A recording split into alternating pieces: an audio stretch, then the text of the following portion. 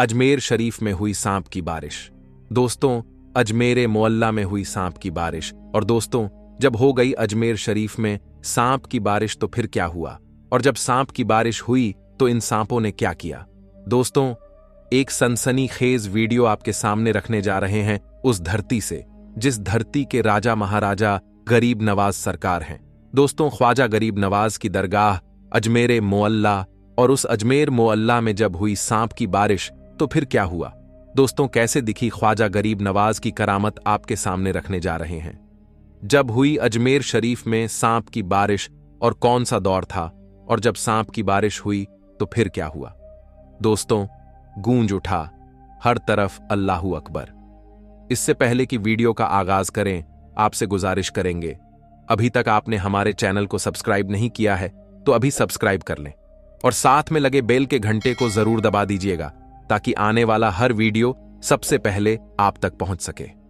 दोस्तों, हिंदुस्तान की धरती में जब संजर के सुल्तान संजरी सरकार ख्वाजा गरीब नवाज तशरीफ लाए तो दोस्तों, सबसे पहले वो जिस जगह पर पहुंचे वो जगह हिंदुस्तान का वो खित्ता अजमेर मोहल्ला था।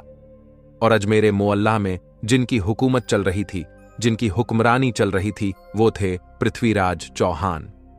जब ख्वाजा गरीब नवाज हिंदुस्तान में आने के बाद जब उन्होंने दीन की दावत लोगों को देना शुरू की तो इस बात की भनक बादशाह को लगी। बादशाह ने ख्वाजा गरीब नवाज को अजमेर से निकालने का फैसला कर लिया। पहले तो जहां ख्वाजा गरीब नवाज बैठते थे उस जगह पर ख्वाजा गरीब नवाज के बैठने की जगह पर बादशाह के ऊंट बैठते थे। उसका वाकया आप लोगों ने सुना होगा कि कैसे ख्वाजा गरीब नवाज कहकर चले गए। जब बादशाह के सैनिकों ने उन्हें यानी ख्वाजा गरीब नवाज को जबरन वहां से उठने पर मजबूर किया तो ख्वाजा गरीब नवाज ने कह दिया कि ठीक है, चलते हैं, हम यहां से बैठे हैं राजा के ऊंट और बैठे ही रहेंगे। बहरहाल दोस्तों, ख्वाजा गरीब नवाज तो वहां से निकल गए, लेकिन जब ऊंट बैठे तो फिर वो ऊंट बैठे ही रह गए। जमीन ने इस कद्र जकड़ लिया ऊंटों को कि जैसे जमीन अपने आप में चिपका लिया हो। जब ख्वाजा गरीब नवाज रहमतुल्लाही अलैह अजमेर मोहल्ला में पहुंचे तो उनका मुकाबला शादी देव से हुआ।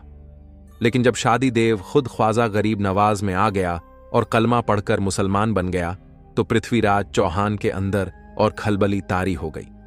पृथ्वीराज चौहान ये सोचने लगा कि इस बाबा को तो हमने जिन्नात से भी भिड़ा दिया, लेकिन जिन्नात भी उनको हरा नहीं पाए, मेरे सैनिक भी उन्हें हरा नहीं पाए, पागल हाथी भी उनका कुछ नहीं बिगाड़ पाया।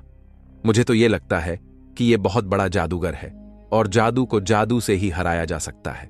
बहरहाल उसने वक्त के सबसे बड़े जादूगर, जिसको दुनियाए जमाना जयपाल जोगी के नाम से जानती थी, राजा जयपाल जोगी को दरबार में बुलाता है। दरबार में बुलाने के बाद सारा माजरा ख्वाजा गरीब नवाज की पूरी हकीकत उनके सामने रख देता है कि कैसे उन्होंने अजमेर में रहना मुश्किल कर दिया है, कैसे लोगों को हक और हक्कानियत की दावत दे रहा है, कैसे इस्लाम की दावत सुल्तानुल हिंद दे रहे हैं।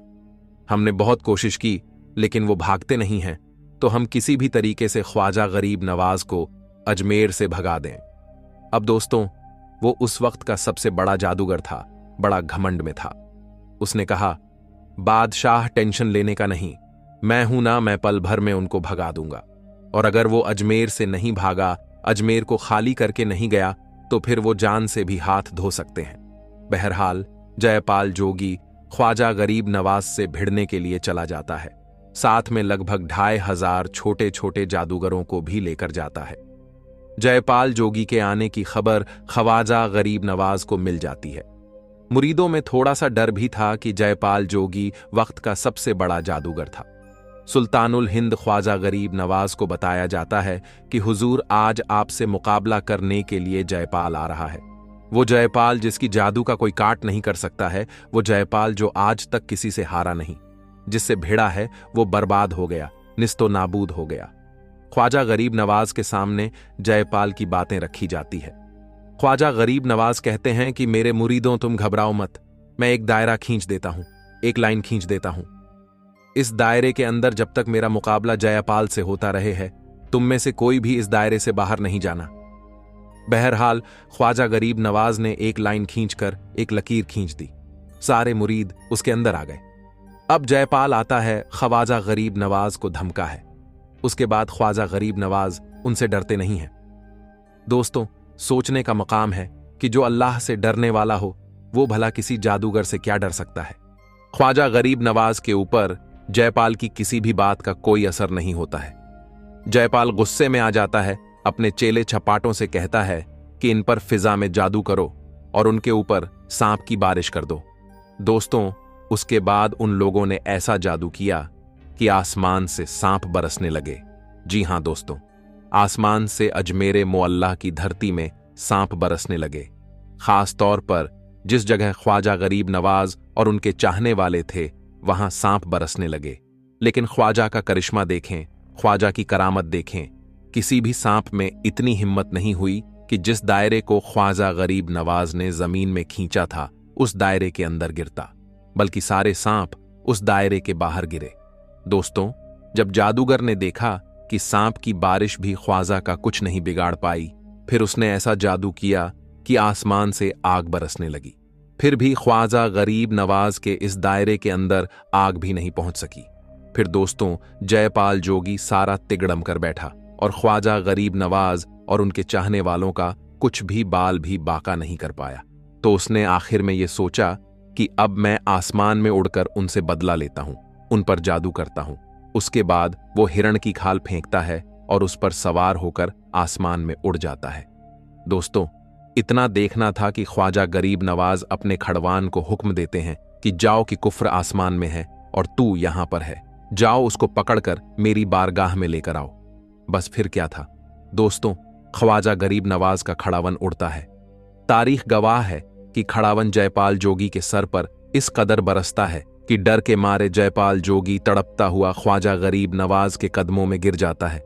और जब कदमों में गिरता है तो फिर ख्वाजा गरीब नवाज उसी जयपाल जोगी को कलमा पढ़ा देते हैं। वही जयपाल जोगी आज तक दुनियाए जमाना में अब्दुल्लाह बयाबानी के नाम से जाना जाता है। आज भी कोई रास्ता गुम हो जाते हैं और अब्दुल्लाह बयाबानी के नाम से अगर दुआ करते हैं तो अल्लाह तबारक व ताला उनको रास्ता दिखा देता है। तो दोस्तों, आज की इस वीडियो में बस इतना ही। हम मिलेंगे आपको अगली वीडियो में, तब तक के लिए अल्लाह हाफिज।